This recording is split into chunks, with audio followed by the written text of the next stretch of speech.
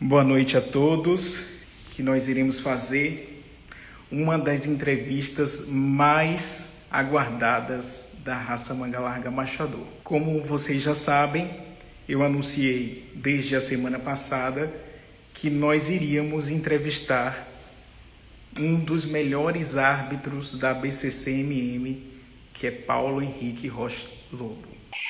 Fala, meu amigo, boa noite. Boa noite, Xará. Tudo bem?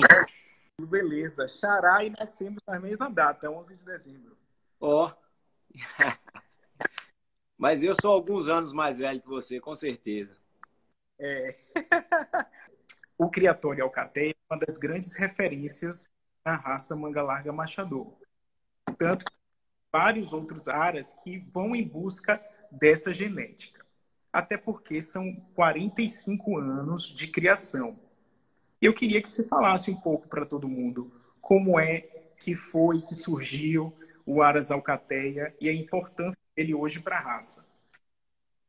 Primeiro, boa noite, Paulo. Boa noite a todos aí. Agradecer muito a lembrança, agradecer a oportunidade de estar aqui conversando, contando um pouco da nossa história para todos vocês aí. Então, muito obrigado e parabéns pelo trabalho que você vem fazendo. É muito importante para a nossa raça.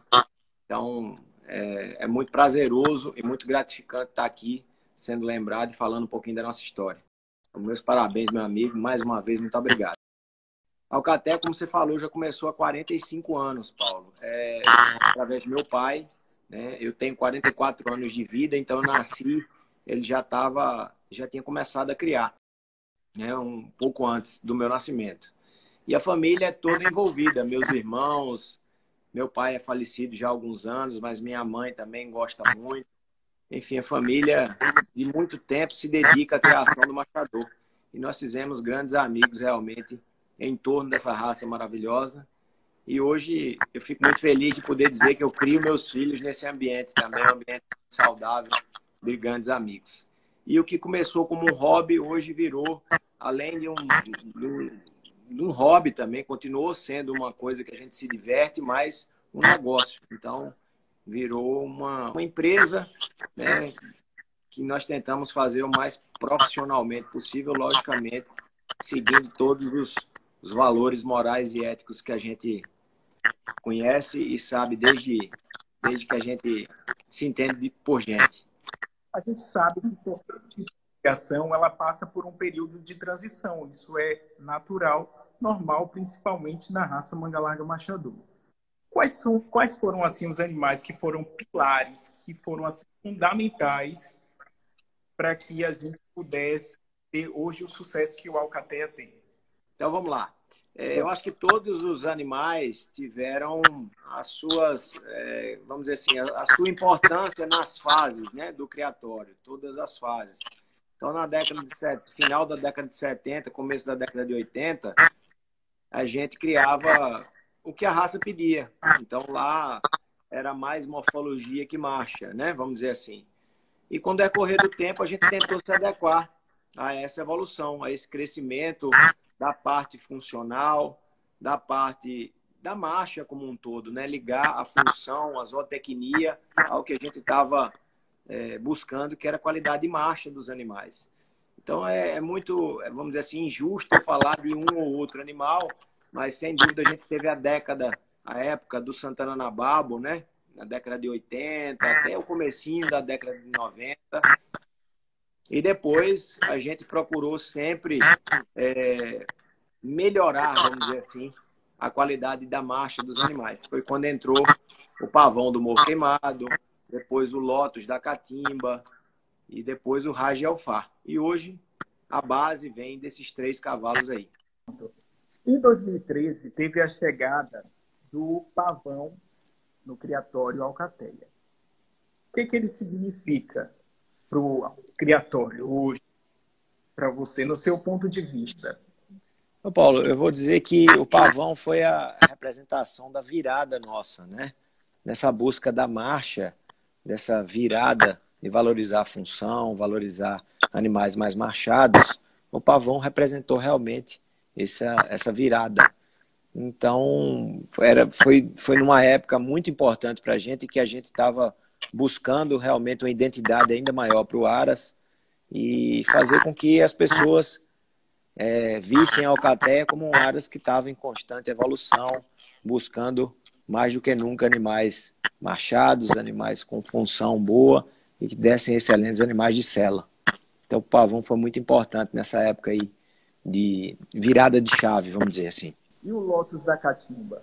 O Lotus veio confirmar essa busca, né? O Lotus veio para fixar o que a gente estava buscando no Aras, que eram animais cada vez mais machados e buscando a evolução. O pavão deu, vamos dizer assim, uma marca de valorização da marcha, do tríplice apoio, da estabilidade corpórea e da sela muito boa. Isso fruto de animais muito machados, né, que tinham na sua genética, e a gente procurando fixar cada vez mais a marcha e evoluir nessa marcha. Acho que o Lotus manteve o diagrama, somou qualidade com o pavão e a gente buscou ainda mais, ganhando um pouco mais no movimento desses animais e no tipo também um pouco melhor. Pronto. E quando a gente fala de acasalamento, não tem como a gente deixar de citar aqueles acasalamentos que são consanguíneos e aqueles acasalamentos que a gente observa um indivíduo marchador, um cavalo marchador com uma égua marchadeira, e a partir dali a união desse acasalamento para idealizar um nascimento. Como é que você monta esses acasalamentos no criatório? Para essa pergunta tem que ser um tempo um pouco maior para responder. Vou tentar resumir um pouco mais. A gente tenta individualizar os cruzamentos na medida do possível, né? Lógico que quando a gente individualiza somente, a gente não consegue uma identidade tão fácil, né? Se você pega um cavalo que você acha que dá certo com outro cavalo que não está na fazenda, você perde um pouquinho. Eu vejo, demora um pouco mais para você criar a sua identidade. Diferente de quando você tem uma base de éguas, bota um cavalo só, faz uma base desse cavalo para vir com outro cavalo. Então, assim, aqui a gente tenta, na medida do possível, individualizar, somando qualidades, mas a gente buscou, como eu falei, uma base de éguas machadeiras, de sangue, de muita marcha, e nessa base a gente fez uma nova base do pavão, e do Lotus e do Raj. E hoje a gente faz um mix desses três cavalos. Então, basicamente, são os três pilares da Alcateia, filhos e filhas do pavão, do Lotus e do Raj Alfar.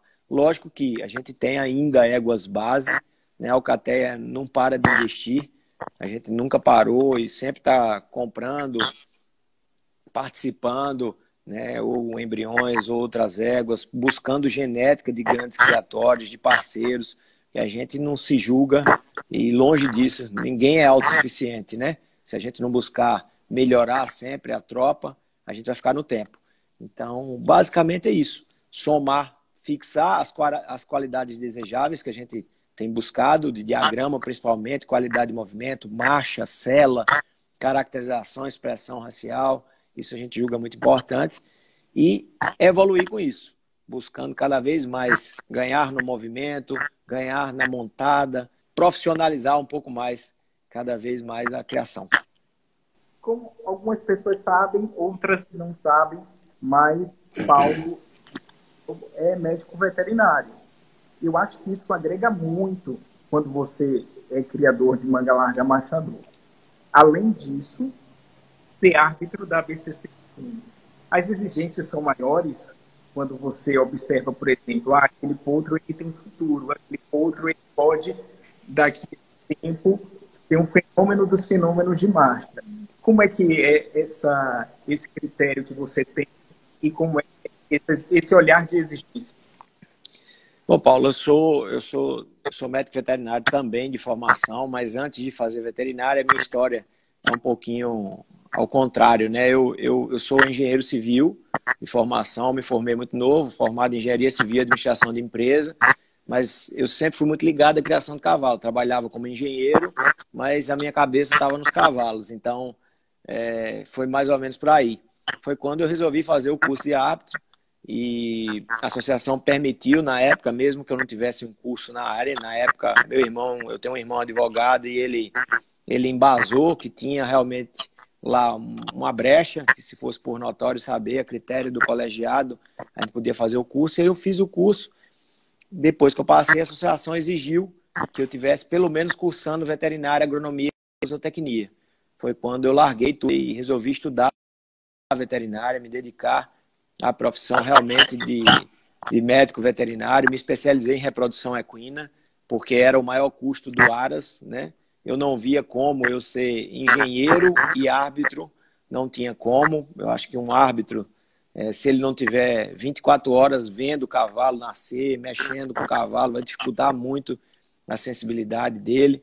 Então, a veterinária ajuda sim, com certeza ajuda a gente a desenvolver mais sensibilidade, estar mexendo com o bicho, estar entendendo os animais de uma forma melhor, né? De uma forma mais próxima. E foi fundamental na evolução da minha vida isso, de ter virado. E hoje eu sou responsável já, eu sou 13 anos, tem 13 anos que eu sou árbitro, então deve ter uns 16 anos já que eu mexo com a parte de reprodução do Aras alcateia. Essa cavalada que está aí, graças a Deus, se destacando, é tudo filho meu já. Ótimo. Agora me diga uma coisa, o mercado no Manga Machador, ele é muito soberano, assim, existe um modismo, existe uma linha que a turma consegue seguir durante um período de estação. Você também consegue usar isso? Você segue algum tipo de linha ou você tem os critérios específicos? Eu não acredito em modismo comercial. Eu acho que se existe modismo, a palavra modismo é um modismo comercial. A gente que é técnico, vamos dizer assim, e eu tento criar também, zootecnicamente falando, eu não acho que existe modismo para zootecnia, para animal bom. O animal que é bom, ele não passa. O animal que é top, ele não passa. Ele pode até ser superado, mas ele não vai deixar de ser bom, né? Agora, a parte comercial, aí a gente pode ter passado na nossa raça por modismos comerciais. É a minha forma de pensar. Alguns animais que tiveram lá atrás, principalmente no ponto de vista comercial, essa palavra modismo. Eu tento sempre ligar a alcateia ao crescimento zootécnico, aos animais melhorarem zootecnicamente. Características desejáveis, somar qualidades, nunca abrindo mão do que mais representa a nossa raça, que é o diagrama, o gesto, o machado, né? E caracterização, expressão racial. Então, eu acredito muito nisso e é nisso que a gente embasa os nossos cruzamentos aqui. Evoluir sempre, mas se existe um modismo, é um modismo zootécnico, e esse eu acho que não passa nunca. Agora é uma pergunta sobre clone. Clone, usa, não usa, onde usar, quando usar, por que usar, o porquê de não usar. São várias perguntas que, quando a gente fica de frente a uma oportunidade dessa de usar uma genética que hoje em dia não existe mais. E você, o que é que me diz? Ô Paulo, eu não sou contra, mas também nunca fiz. Não acho indispensável. O pavão ficou estéril com 11 anos por uma coisa adquirida, não é uma coisa genética, e morreu aos 18 anos e a gente não fez a clonagem do pavão.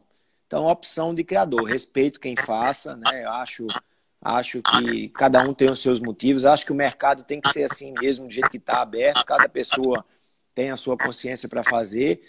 Cavalos que às vezes têm um lado emocional muito grande, que para a pessoa que não cria de forma pensando somente na zootecnia, no crescimento do criatório. Então, eu acho que existem vários lados. Se eu usaria, eu não vou dizer que eu rasgaria na tropa, mas eu experimentaria, sim, pontualmente. E existe o clone do Favacho Único e eu vou dar uma experimentada no clone do Favacho Único, sim, até para ter a opinião formada, que hoje eu não tenho uma opinião formada que me pergunta, eu não consigo dizer que eu sou totalmente a favor ou totalmente contra, cada um com seus motivos. Eu ainda não fui totalmente convencido a ter uma opinião totalmente formada, que sim ou que não. E o Monarca? O que você me diz sobre esse cavalo? O que é que ele representa para você, para o criatório, para a família Lobo? Me fala sobre isso. Pois é, rapaz, o Monarca é um cavalo que eu acho que todos os cavalos hoje dessa nova geração, a potrada que está vindo, representam muito bem, né, o que a gente vem buscando nesses nesses últimos anos aí. Mas o Monarca, talvez por ele ser a quinta geração de éguas da Alcateia que vem sendo acasaladas com cavalos, pontualmente falando, assim, escolhendo, né, os cruzamentos para perpetuar aquelas características. Então, talvez o Monarca ele tenha um significado um pouquinho especial, né, por isso, por representar desde a virada, antes da virada lá atrás, a gente vinha buscando muito marcha com marcha, e ele representa essa quinta geração, vamos dizer assim. Os filhos dele já são a sexta geração dessa busca incansável aí por animais com as características que ele tem, de diagrama, de marcha, de sela. Então, não que os outros não tenham significados especiais, cada um com seu significado especial. Mas o Monarca, talvez por isso que ele seja tão lembrado, vamos dizer assim. Eu separei aqui mais ou menos em blocos, porque eu recebi uma quantidade de 16 mil perguntas, certo? Eu separei em blocos. Essa primeira parte a gente falou sobre o criatório, e agora eu vou falar de um assunto muito importante aqui, para poder você também dar uma esclarecida para todo mundo, que é sobre a marcha picada. Até porque a maioria dos nossos seguidores aqui, são 168 mil seguidores, a maioria todos amantes da marcha picada. Então, queria que você falasse assim, do seu ponto de vista de árbitro, porque são 13 anos, muitas nacionais, muitas pistas julgadas, e outra, um dos árbitros mais queridos da raça, porque quando tem exposições por todo o Brasil, todo mundo faz questão de levar os seus animais para que você possa julgar. Então, eu queria que você falasse aqui, porque a maioria dos criadores, eu estou vendo aqui que está tudo na live comentando, a importância da evolução da marcha picada hoje no seu ponto de vista. Era um assunto que ia demorar bastante tempo para a gente falar, né? Hoje é muito fácil falar da marcha picada, muito, muito prazeroso e muito fácil. A marcha picada evoluiu assustadoramente, fruto dos criadores que investiram muito bem, da mão de obra que evoluiu de forma muito satisfatória. Nesses últimos anos, o profissionalismo entre os criadores da marcha picada muito nítido, né? E aí, com isso, com o profissionalismo aumentando, os animais mostram todo o seu potencial. Então, hoje a gente vê a marcha picada tá onde ela merece, sem dúvida nenhuma, animais machados, animais com movimento bom, animais que dá prazer de se montar. E a gente vê também muita gente direcionando, fazendo trabalhos excepcionais, né? Como eu falei, direcionando cruzamentos, novos cavalos surgindo, grandes éguas, grandes criatórios. Então é muito fácil hoje falar da marcha picada. Difícil era naquela época lá atrás em que muita gente contestava. Hoje, goste ou não goste, algumas pessoas, mas tem que respeitar, porque a marcha picada chegou no nível realmente de excepcionais animais. Então é muito prazeroso para mim hoje falar sobre marcha picada, reconhecer isso da marcha picada. Tem um ano já que eu não estou julgando, mas muito prazer em julgar a marcha picada, todas as nacionais que eu julguei. E aqui é uma notícia de primeira mão, não sei se você sabe. A Alcateia faz uns 15 dias que comprou um cavalo de marcha picada, né? E nós vamos começar um criatório de marcha picada, sim, com certeza, nesses próximos dias aí, nesses próximos meses. E me conte, como foi esse encontro aí com o herdeiro do cavaleiro? Isso, você já está sabendo, então. O cavaleiro vai dar o início à marcha picada no criatório Alcateia. Vai. O que aconteceu? A Alcateia já tem alguns animais campeões nacionais na marcha picada, né? Graças a Deus, alguns animais que foram bem sucedidos na marcha picada. Só que o foco com o herdeiro do cavaleiro vai ser uma coisa mais genuína de marcha picada, né? O nosso foco hoje no criatório Nova Alcateia não é marcha picada, não era até então. Então os animais focavam a evolução em cima da marcha batida de boa qualidade. E o herdeiro do cavaleiro, eu fui aqui perto, no Clube de Cavalo de Sela, no centro de treinamento aqui do Rafael, aqui pertinho da minha casa, em Maceió, através do meu compadre Cezinho e da minha grande amiga Andira Jucá.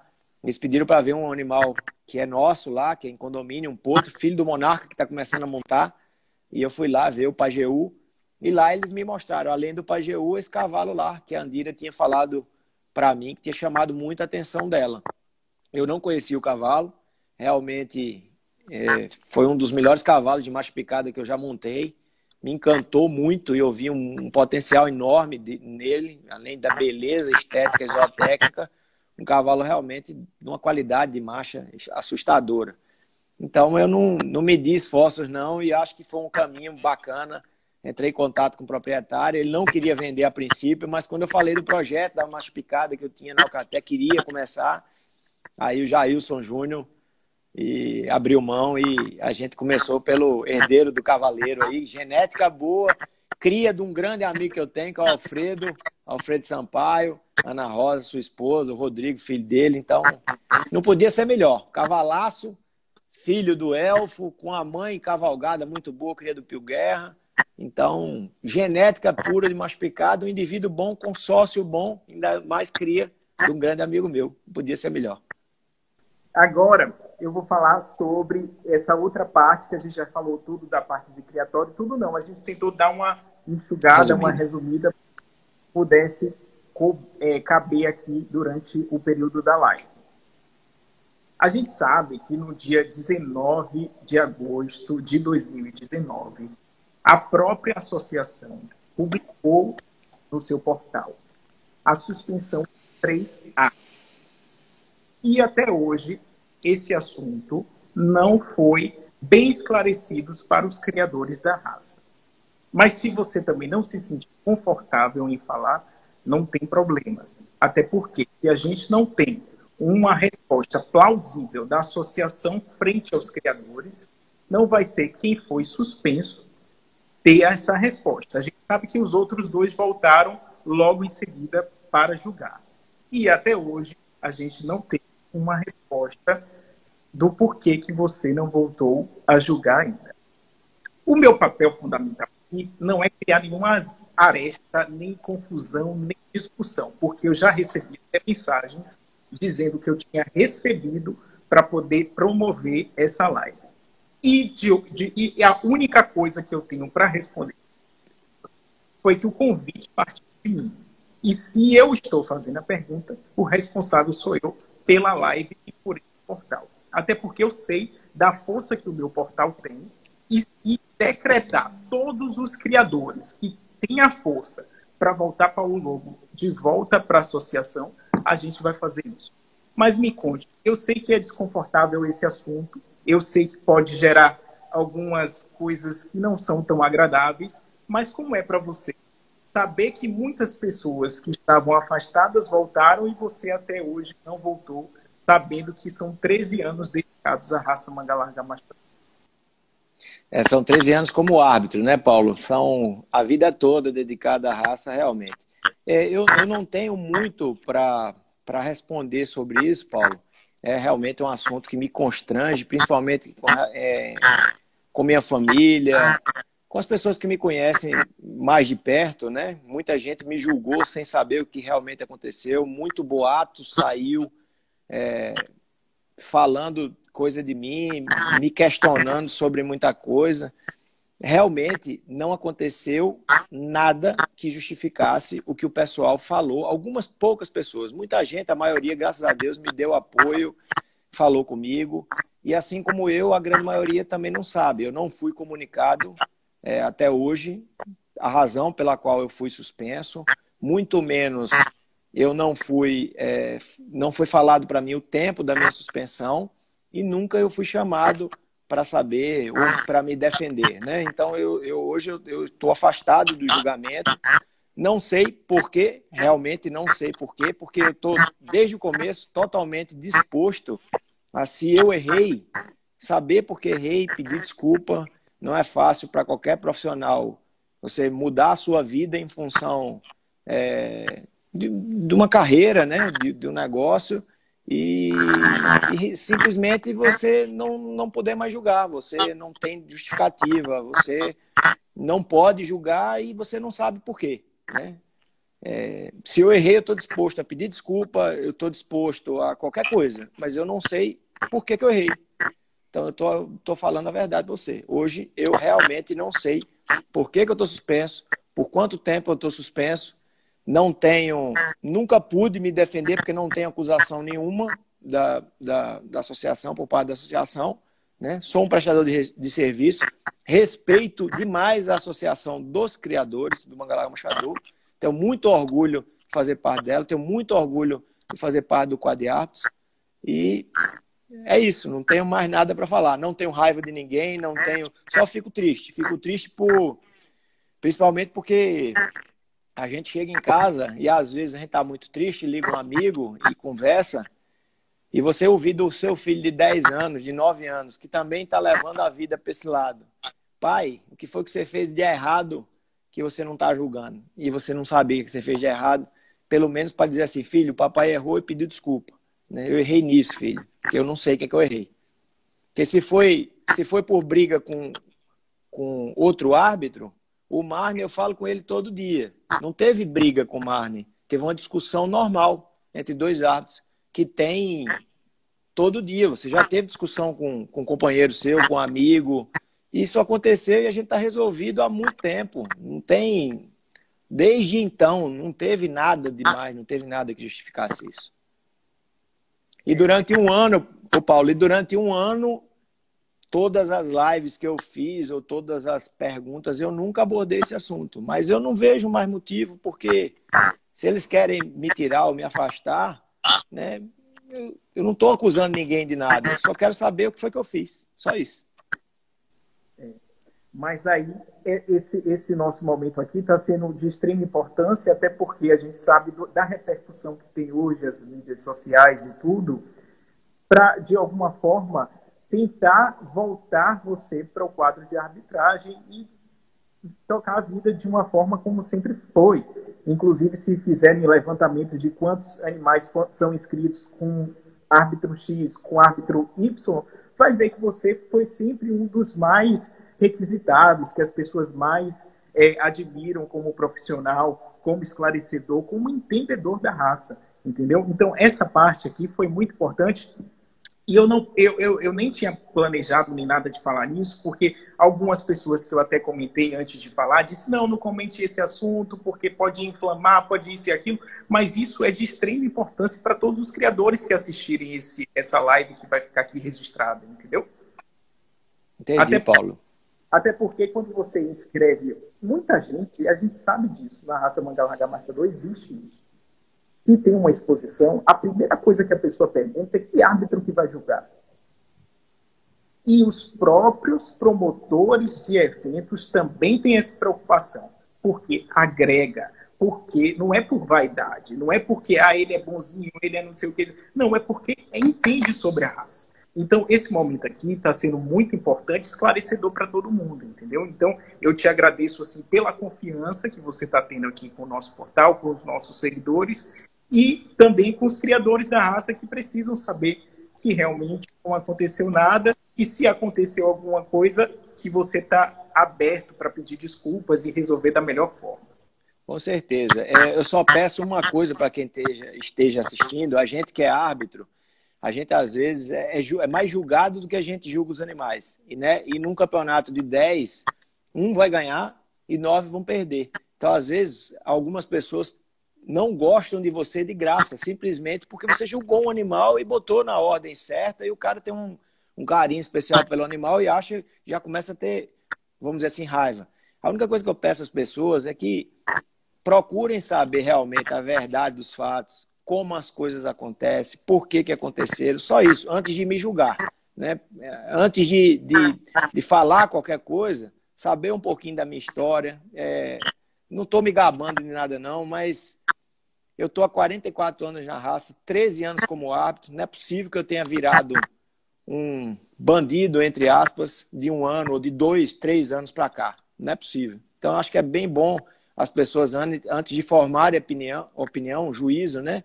Saberem as razões, procurarem saber realmente a verdade dos fatos.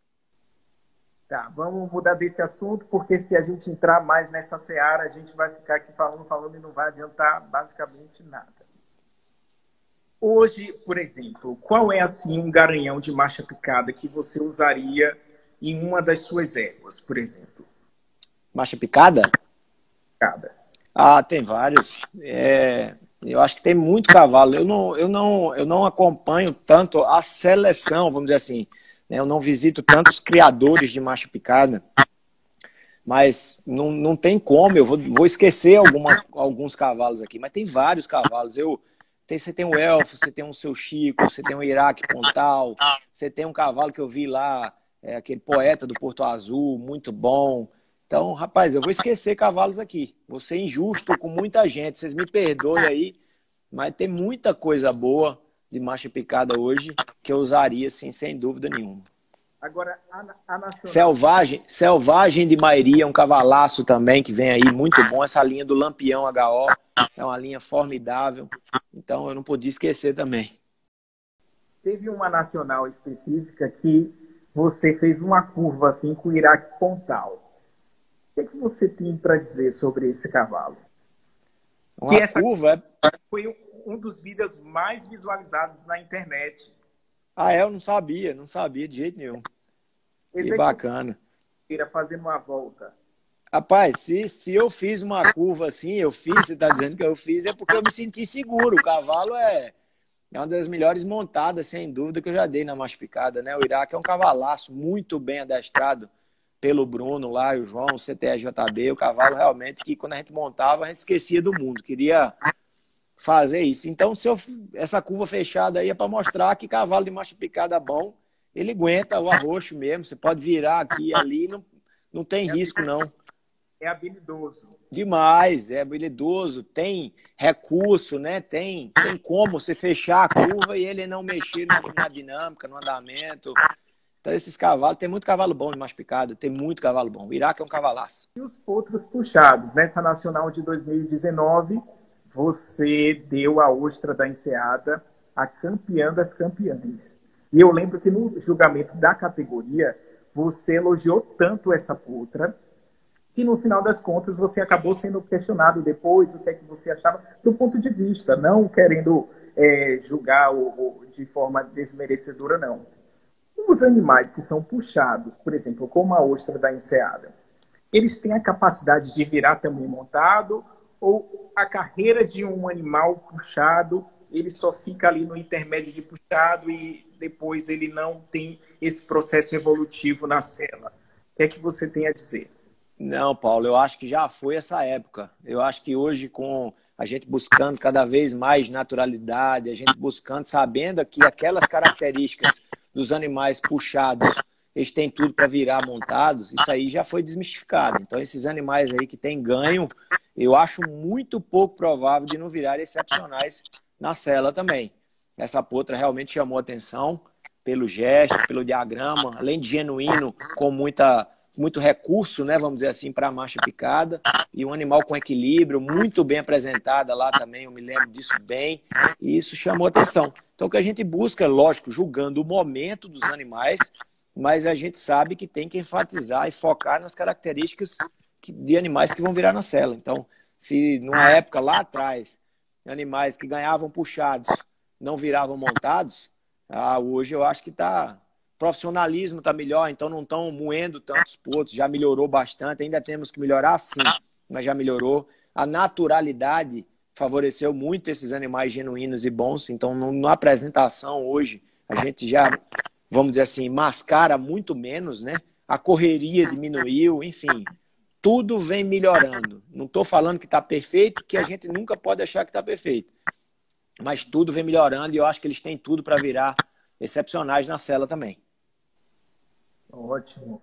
E a marcha picada? Novamente, eu vou fazer outra pergunta sobre a marcha picada, porque ela continua em uma grande evolução, não só no mercado, como na liquidez de todo o plantel. Por exemplo, nasce um potro de marcha picada, a procura é muito maior do que um potro de marcha batida.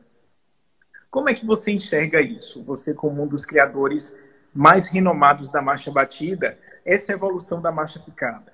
Eu acho que, assim, do ponto de vista comercial, realmente muita gente começa buscando um animal mais macio, vamos dizer assim, para montar, né? O que tem mais facilidade de se vender na marcha batida são os animais mais macios e mais cômodos. A gente não pode realmente tem muita gente que confunde um animal mais diagonal, um animal de batida diagonal com marcha batida. A marcha batida clássica boa, ela é uma marcha batida macia, né? Assim também como tem muita gente que confunde potrinho molinho, quase de andadura, com marcha picada. Então, esses molinhos são mais fáceis de vender para aquela pessoa mais leiga, vamos dizer assim, que tem menos experiência para montar. São os animais que eles acham que quando montarem vão dar melhor na sela. Então, acredito que seja bem por aí. É uma facilidade maior do mercado, principalmente o mercado consumidor, que tem menos nível de equitação, de equitabilidade, buscarem potros para a sua montaria depois de alguns anos. Mas o que eu falo que é fundamental, Paulo, eu acho que tem mercado para tudo e tem animais, a nossa raça ela é impressionante. O produto Manga Larga Machador, nós estamos numa pandemia, nós estamos passando e estamos passando a pandemia da melhor forma e isso é assustador no bom sentido, né? O produto Manga Larga Machador é extraordinário, então não precisa para a picada ser boa, a batida ser ruim, nem para a batida ser boa, a picada ser ruim. O que tem que ser é a gente criar cada vez melhor, buscar evoluir sempre, e tanto a picada como a batida tem seu lugar, sem dúvida nenhuma. E as marchas, elas estão se encontrando, ou marcha picada é marcha picada, marcha batida é marcha batida, elas não têm nenhuma relação, ou elas, no final das contas, elas vão acabar se aproximando cada vez mais com o decorrer da evolução da raça e da marcha? Não, do ponto de vista de julgamento, eu não acho que elas vão chegar muito mais próximas do que estão, não. Tá? Eu acho que o diagrama da marcha batida está muito bem definido e da marcha picada também está muito bem definido. Agora, os animais tops de marcha picada e os tops de marcha batida, eles têm capacidade de produzir o batida top na picada top e o picada top na batida top.